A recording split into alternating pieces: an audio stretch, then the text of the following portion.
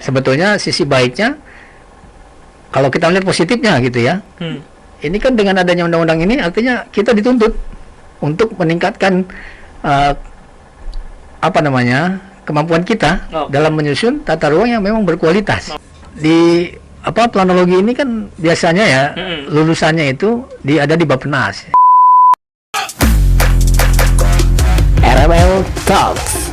Let's get talks.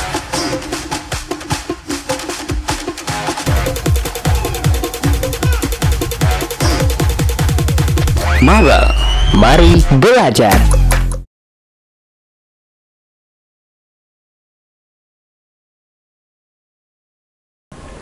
Assalamualaikum warahmatullahi wabarakatuh. Halo Sobat Maba, balik lagi di program kita Mabal, mari belajar. Nah, perkenalkan, balik lagi sama gua Ara. Kali ini topik yang bakal kita bahas masih di sekitar studio kita atau dalam lingkup kerja kita, yaitu planologi bagaimana nasibmu. Nah, di sini nih sudah kita mendatangkan narasumber kita. Itu bisa diperkenalkan, ini beliau Bapak Jajuli Haris MSI. Nah, beliau nih salah satu senior dalam bidang planologi. Gimana Pak? Sehat Pak? Alhamdulillah. Alhamdulillah. Sehat-sehat. Sibukannya apa nih Pak sekarang Pak? Sibuknya ya biasalah. Namanya kita kan Simatupang ini ya. Apa tuh? Siang malam tunggu panggilan. Oh. Jadi sibuknya ya sementara sih memang saat ini sedang tunggu inilah, masih proses tender kan Masih biasa. proses tender kan? Teman-teman planner pasti tahu lah. Oke. Kalau bulan-bulan Januari sampai Maret itu masih tunggu-tunggu tender ya. Masih tunggu-tunggu Gitu. tender. Iya. Terakhir ngerjain apa tuh Pak? Terakhir, alhamdulillah, walaupun masa pandemi ya. Betul. Kemarin masih saya khususnya masih dapat ketiban inilah kegiatan lah ya. Padahal beberapa teman yang kita tahu lah memang lumayan gitu ya, banyak yang juga mengeluh gitu ya. Tapi terakhir itu saya mengerjakan di khususnya yang berkaitan dengan langsung ke planologian itu revisi rencana tata ruang wilayah di Kabupaten Lombok Utara. Lombok Utara. Iya. Oke. Nah, masuk ke planologi nih ya Pak ya. Kan di sekitar kita atau di kantor kita ini kan memang banyak nih Pak jurusan plano gitu kan ya Pak ya. Nah, definisi plano itu sebenarnya gimana sih Pak? Jurusan planologi itu jurusannya kayak gimana sih? Ya, jujur kalau ditanya ini sebetulnya sekarang kan planologi bergeser ya. Tadinya planologi di awal-awal masa saya kuliah.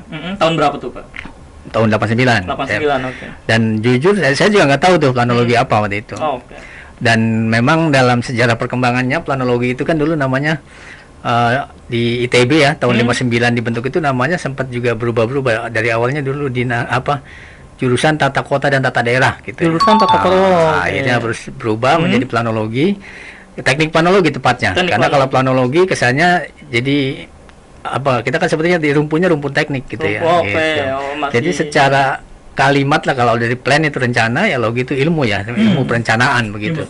Cuma ya memang banyak diplesetin juga tuh. Apa tuh? Kadang-kadang jadi planologis katanya gitu. Apa ya. tuh? Iya, rencana yang tidak logis gitu. Gitu. Tapi kalau mau definisi sekarang mungkin ada definisi perencanaan itu lebih luas lagi gitu ya. Gitu. Tapi intinya itulah, perencanaan tapi lebih ke skupnya wilayah dan kota. Wilayah dan kota. Khusus jurusan planologi berarti khususnya kawasan kota berarti. Wilayah dan kota. Iya. Okay. Tepatnya begitu. Tepatnya kayak gitu. Nah, kenapa tuh Pak? Harus di kota itu harus kita rencanakan?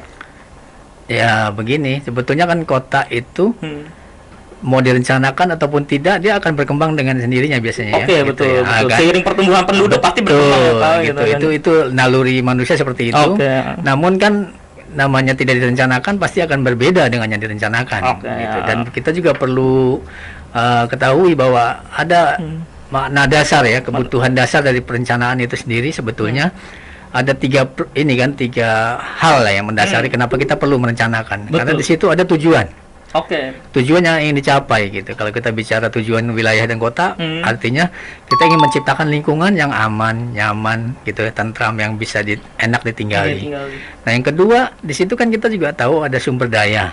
Sumber daya setiap kota gitu. Iya, betul, sumber daya bisa alam, bisa manusianya. Dan sebagainya, itu kan ada keterbatasan, sehingga perlu diatur gitu kan. Nah, yang terakhir kita kan nggak mungkin juga mengembangkan secara keseluruhan gitu. Ada prioritas di situ. Nah, sehingga itulah mungkin 3 hal yang saya kira perlu direncanakan. Sama lah dengan kehidupan kita lah. Kalau kita tidak punya perencanaan kan, ya pasti akan berkembang sih, tapi tidak terarah berkembang, tidak terarah begitu. Karena mungkin setiap kota atau wilayah itu punya karakteristik berbeda ya Pak ya. Betul. Makanya itu harus direncanakan sesuai dengan sumber daya yang tadi gitu, baik manusianya maupun alamnya kayak gitu. Dan perlu ada prioritas gitu. Perlu ada prioritas prioritasnya itu prioritas apa tuh Pak maksudnya? Ya mana dulu yang akan dikembangkan gitu kan. Wilayahnya mana dulu gitu. Betul, atau mana dulu yang akan didorong misalkan gitu. Kan? Kawasan pariwisata kah gitu ya. Gitu. Kan banyak aspek ini. Banyak aspek. Makanya kalau di Bogor itu pariwisata, Bekasi industri seperti itu. Betul. Ya Pak ya. Itu berarti yang didorong itu mana prioritas-prioritasnya Pak ya. Oke. Gitu. Nah, kalau kayak gitu berarti dalam planologi itu Pak, apa aja sih Pak yang dipelajari itu Pak dalam untuk mencapai tujuan itu pada saat perkuliahan gitu ya Pak, terutama pada saat perkuliahan itu apa aja tuh yang dipelajari? Nah, ini menarik pertanyaan ini karena memang pasti. Tapi kalau dulu kan planologi namanya. Kalau sekarang mungkin orang bisa langsung menangkap ketika perencanaan wilayah kota gitu. Berarti akan belajar sekitar perencanaan wilayah dan kota. Dulu kita planologi. Masih apa sih gitu ya? Saya sempat malah pada saat pertama mendengar ini ilmu apa gitu. Apakah ilmu pertambangan atau ilmu apa? Karena ada logi gitu ya. Nah, akhirnya ya sebetulnya begitu masuk pun sama bingungnya, kagetnya gitu. Kagetnya sama. Ini semua dipelajari, hampir dari mulai sosiologi, kemudian ekonomi, hukum, pembiayaan gitu ya, di luar yang memang ilmu khusus perencanaannya gitu. Nah, emang menarik. Jadi ada istilah orang planologi ini belajar banyak hal, banyak tentang sedikit hal gitu. Belajar sedikit tentang banyak hal, apa gitu. Jadi seperti itu. Kan artinya kita tahu sedikit-sedikit aja, tapi banyak hal yang kita tahu, yang kita harus kuasai gitu. Dasarnya banyak berarti apa yang... Bukan dasarnya banyak, karena yang harus dipertimbangkan banyak. Harus dipertimbangkan untuk perencanaannya berarti. Betul. Sehingga kita tahunya hanya belajar sedikit tentang banyak hal. Gitu. Nah, kalau untuk cabang ilmunya kemana aja tuh? Kalau planologi tuh Pak? Nah, kalau cabang ilmu ini kan rumpun awalnya kan wilayah dan kota memang. Rumpun awal wilayah dan kota. Artinya ada wilayah dan kota. Kemudian wilayah ini kan juga ada dibagi lagi. Ada perkotaan, ada pedesaan misalnya. Ada gitu, perkotaan, kan? Ada pedesaan. Ya kan. Nah, kalau kota jelas, udah pasti dia kota gitu ya. Tapi kota juga nanti kalau di planologi ada lebih dalam lagi. Betul. Ada pengertian secara fungsional gitu ya. Artinya kota yang bukan administratif ya. Tapi ada juga yang kota dalam pengertian administratif kayak kota Bogor dalam hal ini gitu. Gitu artinya beda itu pengertian kalau di planologi ya. Tapi beda dengan pemahaman orang awam gitu ya, non planologi gitu. Itu untuk cabang ilmunya tuh Pak. Iya, tapi terus belakangan berkembang lagi. Ada beberapa, terutama kalau yang untuk lanjut ya. Memang kalau S1 umumnya itu masih dibekali ilmunya sangat generalis gitu sebetulnya ya. Karena mereka akan belajar semua hal tentang wilayah dan kota. Nanti begitu S2 baru ada konsentrasi. Misalkan mau ambil yang pariwisata, ada yang mengambil permukiman, ada yang mengambil pesisir gitu, tata ruang pesisir kan seperti itu. Ada yang kawasan industri aja gitu, seperti itu. Semakin kesini semakin berkembang lah ya. Gitu. Berarti emang pas saat pengambilan jurusan S2 itu lebih ke ke intinya gitu ya Pak ya.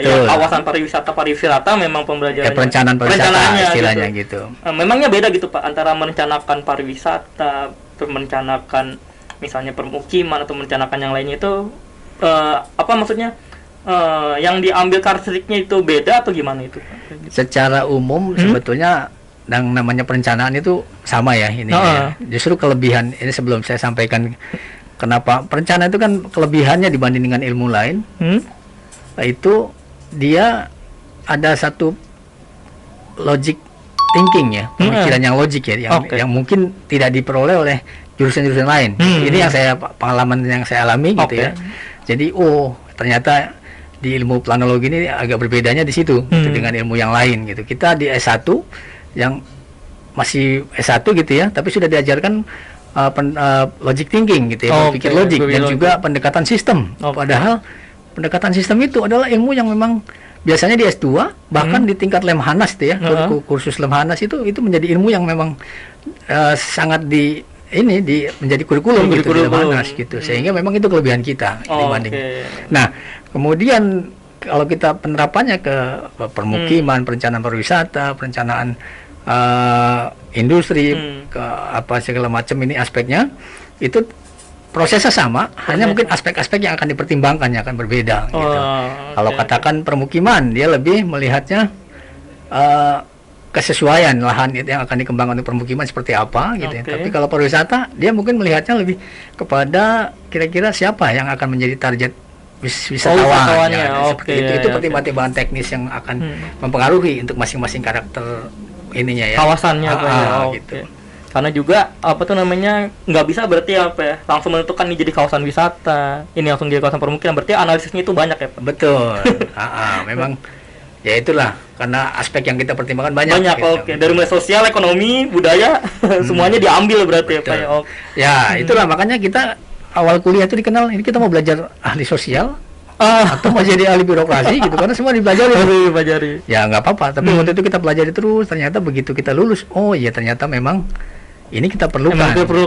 Walaupun kita hanya sekedar tahu sedikit, tapi nanti kita akan jadi memahami gitu ya, untuk pas kita sudah utamanya pas praktek sudah kerja gitu ya. Berarti penting banget tuh Pak ilmu planologi Pak. Ya kalau penting ya, kalau saya sebagai planner yang nggak penting gitu, tapi rasanya nggak fair ya kalau semua ilmu penting sebetulnya gitu. Tapi memang saya secara pribadi bangga lah gitu, menjadi salah satu yang memang menggeluti bidang ilmu keplanologian gitu ya. Dan sebetulnya juga jurusan yang ini saya sebetulnya tadinya tidak bukan tujuan utama ya. Bukan tujuan utama nih awal-awal. Tidak menyesal gitu ya. Karena dengan masuk planologi ini ternyata inilah yang membawa saya bisa berkeliling gitu ya, berkeliling minimal Nusantara Indonesia, alhamdulillah sudah saya kunjungi gitu kan, hampir semua Pak, dan gratis. Nah, itu sobat mabal yang mau gratis ke Indonesia gitu kan, salah satunya jurusan planologi ya Pak ya. Betul. Nah biasanya nih Pak, yang ditanyakan nih sama sobat-sobat mabal biasanya tuh prospek Pak. Kalau saya mungkin ya Pak ya, Rijal nih melihat sebagai orang awamnya tuh jurusan plano tuh kalau nggak perginya ya Pak ya, kerjanya ke konsultan atau dia ke PNS biasanya gitu Pak. Itu ada cabang lain nggak sih Pak sebenarnya Pak kalau misalnya kita bedah secara lebih dalam tuh Pak untuk prospek kedepannya itu? Ya sebetulnya kalau bicara prospek saya justru melihatnya inilah yang kedepannya justru yang tidak pernah ada matinya lah kalau bahasa anak milenial sekarang gitu, nggak ada matinya lah gitu ya. Karena memang selain perkembangan wilayah kota yang selalu dinamis gitu ya, tidak bisa stuck gitu. Mana ada kota yang stuck gitu, pasti akan berkembang seiring dengan dinamika perkembangan yang ada gitu ya. Semuanya akan berpengaruh terhadap perkembangan wilayah dan kota di mana manusia tinggal gitu kan. Nah, selama masih ada manusia yang tinggal di wilayah di suatu tempat itu ya, pasti namanya profesi kita pasti diperlukan. Nah kalau tadi apa ya pertanyaan yang pasar, pangsa pasar yang belum ya? Belum Pak, belum. Ini ya apa tuh namanya lebih ke prospek kedepannya Pak. Selain kerjanya di PNS atau di konsultan, kira-kira bisa buka cabang apa lagi tuh? Atau kita bisa kemana tuh Pak arahnya? Ke pertambangan kah? Atau ke apa tuh namanya? Jadi sebetulnya kalau prospek pasar untuk ininya ya kedepannya itu, kan ada beberapa sih peluang untuk dari lulusan planologi ya, atau kan PWK lah. Yang banyak ditanyakan orang tua itu tuh, ngapain kamu ngambil jurusan ini gitu kan? Iya, memang pasti. Tapi ini satu-satu jurusan yang saya kira kedepan ini tidak akan pernah sepi lah gitu. Ini terbukti loh dari zaman saya masuk itu dulu. Negerinya cuma satu nih. Di mana tuh Pak? Di ITB. Di ITB, hanya di ITB. Yang lainnya swasta. Itu swasta pun ada di Bandung, ada Unisba. Kemudian ada Akademi Teknik Pekerjaan Umum. Itu D3 ya, tapi ya. Kemudian di Jakartanya, di Bogornya ada di kita, di Universitas Pakuan Bogor. Kemudian di Serpong ada Institut Teknologi Indonesia. Dan di Unkris ya, awalnya itu Unkris, Universitas Udayana Jakarta. Trisakti juga waktu itu baru muncul belakangan juga gitu. Nah itu awalnya seperti itu. Jadi saya juga salah satu pertimbangan dulu kan, ini sedikit masih ini jurusan. Masih gitu. Sedikit dan tapi sekarang gitu ya, luar biasa. Sekarang ini sudah hampir semua provinsi ada jurusan ini. Jurusan plano ya Pak. Di 34 provinsi sampai ke Jayapura di provinsi Papua itu ada Planonya. Bahkan sudah di negerinya ada di Uncen ya. Apa Universitas Cendrawasih. Ya, itu di situ sudah dibuka jurusan PWK. Lagi berkembangnya ya, Pak. Ya memang karena memang bahkan tidak hanya S1, S2-nya juga banyak gitu. Gitu. Nah, biasanya tuh Pak, apa tuh namanya, ada pertanyaan selanjutnya nih. Kalau misalnya saya ngambil jurusan ini, perannya apa sih Pak untuk Indonesia sebenarnya kayak gitu? Oh, banyak. Kalau kita tanya perannya planologi, karena memang kalau boleh dibilang masa depan Indonesia ini ya itu ada di tangan. Nah, begitu. Jadi di masa lalu kan di planologi ini kan biasanya ya lulusannya itu ada di Bappenas. Ya, Bappenas ya instansinya itu ya, Badan Perencanaan Pembangunan Nasional. Nah, ini kan dia menentukan masa depan bangsa gitu.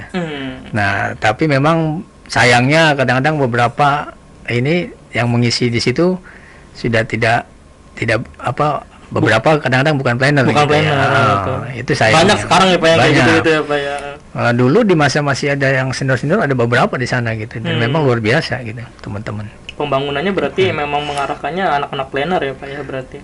Harusnya begitu, kalau bahasanya serahkan sesuatu pada ahlinya gitu kan ya gitu. Betul. Jadi kalau untuk merencanakan suatu negara, katakan negara itu kan bagian di dalamnya ada wilayah, ada kota gitu ya di dalamnya, otomatis ya di situ bisa kita berperan sebagai planolog gitu ya. Atau planner. Ilmu yang dipelajarinya dikit-dikit tapi banyak ya Pak. Iya, itulah memang. Gitu. Nah, apa tuh namanya? Terus Pak, berarti perbedaan mencolok antara planologi sama perencanaan wilayah kota itu ada nggak sih Pak? Apa emang itu satu jurusan yang tadinya berbeda jadi satu, emang apa hanya ganti nama aja sebenarnya kayak gitu? Satu dia. Satu berarti. Ini yang bertanya kebetulan Rijal ya. Karena tapi kalau plannernya gitu nanti saya marahin itu. Soalnya karena sebetulnya itu ganti nama aja. Ganti nama aja. Dulunya planologi, terus ke belakang mungkin karena tadi ya tidak terlalu asing. Tidak terlalu asing banget ya. Bahasanya kalau planologi kan asing. Sehingga mungkin untuk lebih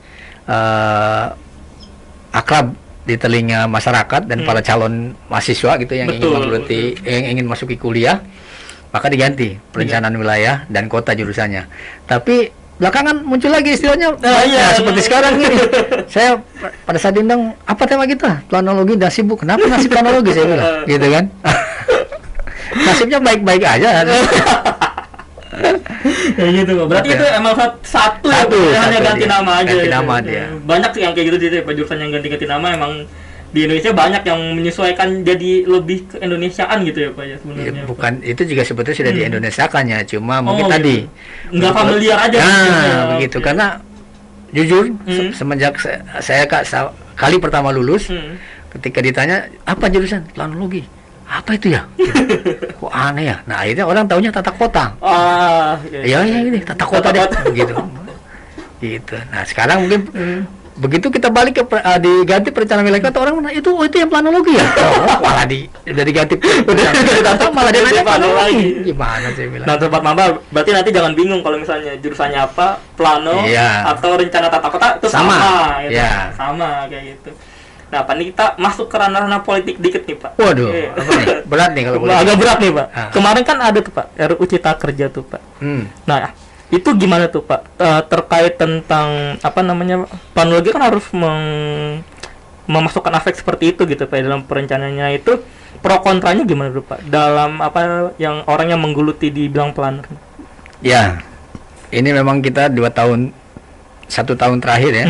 Dari 2020 masuk ke 2021 ini kita dihebohkan oleh terbitnya satu undang-undang baru yang memang cukup memporak-porandakan undang-undang penataan ruang yang memang sudah kita anggap sudah cukup mumpuni lah sebetulnya gitu ya, dengan berbagai instrumen-instrumen di dalamnya, terutama di dalam hal pengendalian pemanfaatan ruang. Ini kan yang kita takuti gitu, karena kita biasanya umumnya ya orang kita pandai merencanakan tapi tidak pandai mengendalikan gitu kan. Nah, sebetulnya sudah dikunci kan di Undang-Undang 26 2007. Namun di 2020 dengan dalih untuk kemudahan investasi segala macam, muncullah Undang-Undang 11 tahun 2020 ya, tentang Undang-Undang Cipta Kerja. dalihnya investasi gitulah, dengan catatan investasi untuk kemudahan segala macam. Maka beberapa pasal-pasal yang ada di Undang-Undang 26 2007 itu dibolong-bolongin tuh gitu kan, dihapus-hapusin gitu kan, termasuk yang kaitannya dengan perdesaan itu sekarang kan hilangin pasal itu kan gitu. Dan termasuk peraturan zonasi itu kan jadi hilang gitu kan. Nah sebetulnya ya pro kontranya pasti ada kemarin, termasuk dari asosiasi planner gitu ya, IAP itu juga beberapa menyampaikan masukan. Tapi ya artinya begini, ini undang-undang sudah lahir. Betul. Ya saya kira pro kontra ini sudah biasa. Nah, sekarang kita bagaimana untuk mengawal bahwa undang-undang yang ini memang bisa berjalan sesuai dengan apa yang diharapkan gitu ya. Sebetulnya sisi baiknya kalau kita melihat positifnya gitu ya. Ini kan dengan adanya undang-undang ini artinya kita dituntut untuk meningkatkan kemampuan kita dalam menyusun tata ruang yang memang berkualitas. Karena nanti tata ruang ini akan menjadi acuan dalam investasi itu. Begitu. Tapi RUU Cipta Kerja ini udah termasuk perkembangan yang mengikuti zaman sekarang nggak sih Pak? Kan perkembangan zaman sekarang ini teknologi cepat banget nih Pak. Teknologi kita yang industrial itu udah terbilangnya 4.0 lah Pak. Kayak gitu. Nah, RUU Cipta Kerja ini apakah mempermudah kita dalam hal merencanakan atau kira-kira agak mempersulit, itu gimana? Gini, kalau merencanakannya kan tetap aja kita dengan artinya kalau Undang-Undang Cipta Kerja ini ya sudah memanfaatkan Industri 0.0 itu ya sudah jelas dalam hal perizinan. Dalam hal perizinan. Artinya produk tata ruang kita memang kan nanti digitalisasi gitu. Betul. Ya. DTR yang kita kenal dengan DTR interaktif. Betul. Gitu. Yang OSS itu ya Pak. OSS itu, sehingga ya memang bagus di sisi itu kita mengapresiasi lah bahwa memang dalam rangka mengikuti perkembangan. Betul. Gitu. Namun di sisi lain bahayanya di kita ini kan di situ dengan adanya Undang-Undang Cipta Kerja ini ada banyak celah sebetulnya. Artinya inilah perlu kerja keras dari para planner yang utamanya ada di pemerintahan gitu ya, di PNS ini yang untuk mengawal jangan sampai terjadi celah itu, jangan sampai benar-benar celah gitu yang ya, kira-kira merugikan masyarakat gitu kan. Karena dengan mudahnya saat ini orang bisa melakukan izin tanpa harus ngurus macam-macam, cukup dengan klik di OSS gitu. Yang penting kesesuaiannya ada, sudah bisa dia dapat izin. Gitu. Contohnya gimana tuh Pak? Contohnya kita mau bangun rumah. Betul. Kalau dulu kan ada proses yang panjang harus diikuti. Ada perumahan, ada komplek perumahan gitu ya. Itu harus membuat set plan dulu, harus membuat kajian AMDAL, lingkungan segala macam gitu ya. Sekarang ini tinggal buka di ini OSS atau DTR interaktif, tinggal diklik di wilayah yang memang kita mau lakukan investasi, misalkan mau mengembangkan perumahan gitu ya. Itu otomatis nanti kita bisa lihat daerah-daerah mana yang memang daerah bisa mana, untuk kalau memang ini boleh. Tinggal kita klik bahwa kita mau izin di sini untuk mengembangkan perumahan, nanti tinggal tunggu konfirmasi, sudah keluar. Tinggal asal diizinkan di wilayah itu berarti betul gitu ya Pak. Iya. Selanjutnya IMB juga sudah dihapuskan sekarang kan. Tinggal ada PBG, persetujuan izin bangunan bangunan gitu ya. Bangunan. Persetujuan sifatnya. Gitu. Jadi dalam hal perizinan lebih dipermudah, cuman memang untuk tahap pengawasannya harus lebih ketat lagi gitu. Iya, dan cuma tantangannya bahwa semua daerah itu diharuskan segera gitu menyelesaikan menyusun ADTR, rencana yang lebih detail dengan skala yang memang sudah 5.000 ya, 1.5.000. Nah, kalau memang tidak, ini bahaya. Ada celah di sini karena nanti akan ditarik sama pusat. Seperti untuk perizinannya. Untuk daerah yang memang belum punya DTR, maka dia nanti akan dilihatnya kesesuaian kegiatan penataan ruangnya itu akan dilihat dari RT RW, dari mulai nasional, provinsi sampai kabupaten gitu. Kalau nggak ada kabupaten naik ke provinsi, iya, kalau nggak ada provinsi naik ke nasional. Dan inilah di situ ada celah yang kira-kira ada kepentingan-kepentingan yang khawatirnya, quote and quote gitu ya, pada petik memang ada kepentingan sepihak gitu, karena atau skalinya tidak detail gitu. Betul. Ya Pak, gitu. Nanti kan sifatnya itu persetujuan dari pusat dan rekomendasi gitu. Artinya padahal napas tata ruang di Undang-Undang 26 2007 itu kan sudah desentralisasi kan ke daerah gitu, diotonomikan. Nah sekarang setelah ada Undang CK ini ada kemungkinan kalau daerahnya tidak siap, dia akan ditarik ke pusat gitu ininya, kewenangan untuk menerbitkan izin gitu. Iya. Oke. Berarti memang pro kontranya lebih di situ yang dikhawatirkannya aja gitu ya Pak ya, kayak gitu. Selama itu memang kualitas RDTR-nya bagus, kualitas aparatnya juga bisa bisa jujur gitu ya, tidak terbuka lah gitu terbuka. ya, open source data. Saya kira undang-undang saya ini akan fine-fine aja. Okay. Hanya khawatirnya biasanya di Indonesia ini kan yang beda-beda gitu ya. Yang diharapkannya ke sini ke kanan banyak lebih kirinya gitu kan gitu. Oke, masalah ada pro dan kontra ya Pak gitu. Pasti. Nah, mengikuti perkembangan yang kayak gitu tuh Pak, perbedaan paling signifikan antara waktu Bapak belajar planologi dahulu sama sekarang tuh apa tuh Pak? Maksudnya gimana nih? Dalam hal ilmunya.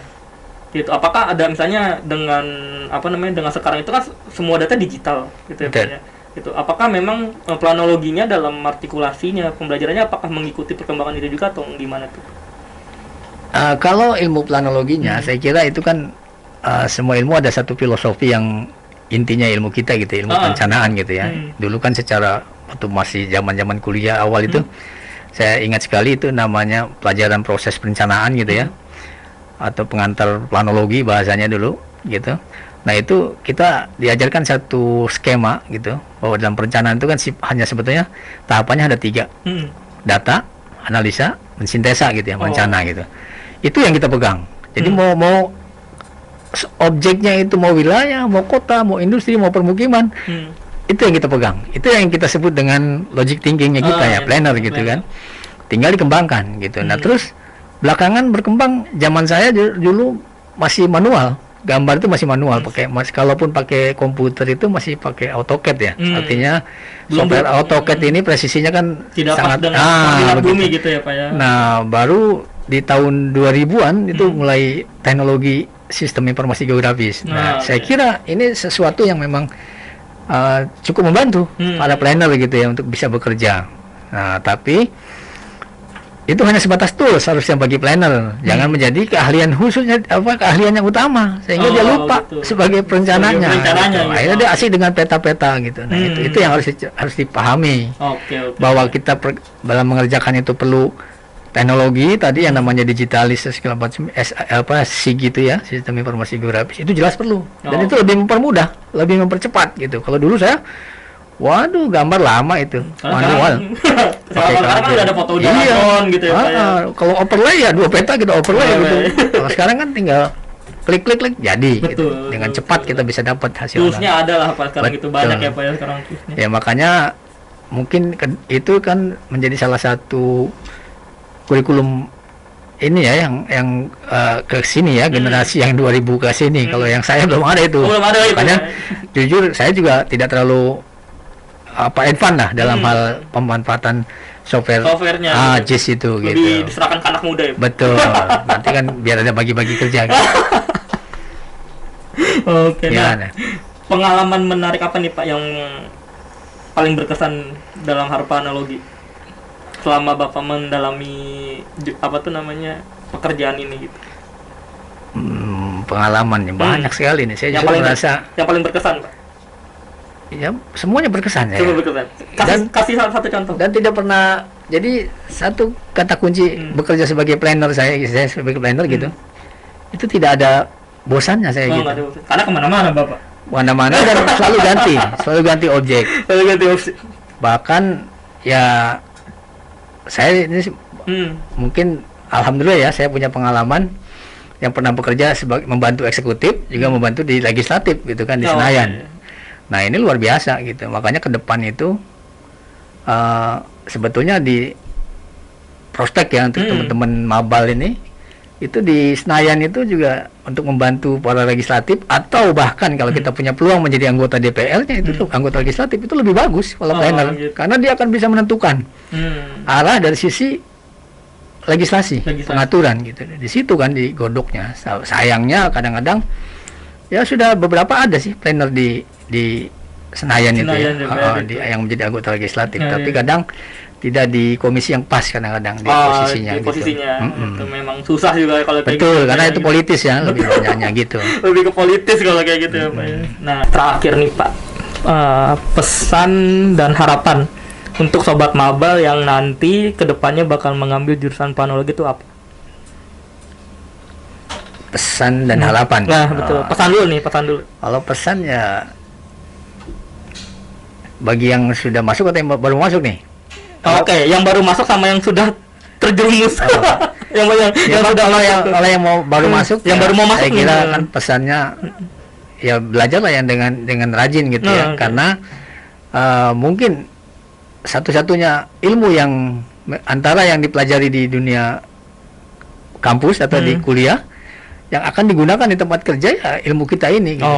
Saya merasa semua ilmu yang saya pelajari dari semester 1 sampai semester dulu lama ya, saya karena semester berapa sampai semester berapa tuh sampai dulu karena kurikulum kita SKS-nya banyak gitu ya. Jadi sebetulnya kalau jadul ini nggak ada dulu ya Pak dulu ya Pak? Nggak ada. Enak ya Pak. Nah terus itu semuanya rata-rata kita gunakan di dunia kerja. Jadi saya ini ilmu, bahkan ya bukan ini ya, saya saking bangga ya sebagai mahasiswa planologi kala itu hampir setiap satu mata kuliah saya bisa mencari uang. Gitu. Ini pesannya. Jadi pelajarilah semua ilmu-ilmu yang ada di kampus itu dengan baik dan benar, terutama yang studio ya. Kalau mata kuliah di kita kan di jurusan perencanaan wilayah kota atau planologi itu ada mata kuliah studio. Itu jangan pernah tinggal, itu harus aktif karena nanti memang itu ya dunia kerja kita seperti itu. Realnya seperti itu. Ya, nah gitu ya. Terus juga harapan, saya kira kalau harapan gini ya, semoga adik-adik ini tetap terus semangat lah gitu. Nggak usah khawatir kalau masalah kebutuhan apa. Ada beberapa teman bercerita berkeluh kesah, aduh gimana nih lowongan kita sepertinya udah mulai sepi nih. Nggak usah khawatir. Banyak. Tadi saya sudah ceritakan beberapa peluang ke depan ini bisa jadi akademisi gitu ya. Ada 34 loh, ada 34 provinsi, ada berapa ratus gitu ya jurusan planologi. Ini kan membutuhkan dosen. Betul. Masa mau semua jadi jadi pekerja nggak mungkin, pasti ada yang harus juga mengembangkan keilmuan gitu. Nah itu dosen dari akademisi. Kemudian pemerintahan, nih ya, pemerintahan ini kan ada mulai dari pusat ada berapa kementerian coba? Berapa Pak? Ya kalau anggap aja 30 gitu ya. Banyak ya, banyak. Iya kalau 30 dia perlu rata-rata anggap 10 sudah berapa gitu ya? 300 perluan planner. Kemudian di pemerintah provinsi ada berapa? 34 kalau anggaplah ada 5 instansi, anggaplah Bapeda, Dinas Perkim, Dinas Tata Ruang, Kelautan, dan mungkin yang lain gitu, ada 5 anggap aja, atau 4, ya tinggal dikali berapa provinsi tadi, berapa ya 34 provinsi kali 34 provinsi kali 5. Itu hampir berapa nih? Hampir 150 lah. 170. Kemudian kabupaten, berapa kabupaten kota di Indonesia? Hampir 500 lebih kan? Kalau kali 5 udah 2.500 gitu ya. Kalau di sektor swasta banyak juga. Nah, swasta ini kan kita ada 34 provinsi ini kan biasanya menyusun RT RW ya. Itu kan perlu pihak ketiga ya di swasta gitu, konsultan. Nah, ini setiap 5 tahun kan direvisi. Bahkan di undang-undang yang baru ini, undang-undang CK kan bisa nggak 5 tahun direvisi. Kalau yang penting ada beberapa kebijakan atau perubahan yang memang strategis gitu ya. Nah, gitu. Kemudian belum turunan-turunannya, ada rencana yang sifatnya lebih detail gitu ya. Nah, itu di dunia konsultan. Terus yang terakhir, sesuai dengan pengalaman saya di legislatif ya, di Senayan, itu juga banyak komisi-komisi yang memang memerlukan keahlian kita sebagai perencana wilayah kota. Misalnya yang sebut saja Komisi 5. Komisi 5 ini kan mitranya ada Kementerian PU, PR, ada Perhubungan, ada kemudian BMKG, dan lain sebagainya ya, ada beberapa gitu. Nah, itu semua terkait infrastruktur dan perlu planner gitu. Nah, sehingga perlu kita di sana bisa membantu mensupport para anggota legislatif dalam memikirkan bagaimana merumuskan satu pengaturan atau peraturan legislasi yang ada di komisi yang 5 itu. Kemudian di komisi 2. Komisi 2 ini kan ada BPN ya, Kementerian ATR dan BPN itu kan ada di komisi 2. Pasti mereka rata-rata umumnya yang belum paham dengan tata ruang, sehingga perlu disupport oleh kita sebagai staf ahlinya gitu ya. Staf ahli juga ya Pak. Iya, itu ada peluang, jangan lupa di situ ada peluang untuk kita masuk gitu ya. Terus komisi 7 itu kaitannya lingkungan, sama juga bisa masuk kita planologi gitu kan. Banyak lagi di pertanian komisi 4 misalkan bisa juga. Nah, pertanian ini planologi ini kan yang kaitannya penelitian pengembangan pasti bisa masuk di situ kita. Tinggal bidangnya dilarikan kemana nih gitu. Bahkan ya itu tadi, tidak hanya wilayah kota, bisa perencanaan pertanian pun kita bisa masuk. Bisa masuk. Hanya memang ya kita tetap perlu tenaga ahli lain. Kita ini tidak bisa berdiri sendiri sebagai profesi planologi ya, atau perencanaan wilayah kota. Mungkin itu sih harapannya. Tetap semangat lah. Jangan khawatir. Gitu ya. Oke, Sobat Mabal, itulah tadi harapan dan kesan dan pesannya Pak Juli.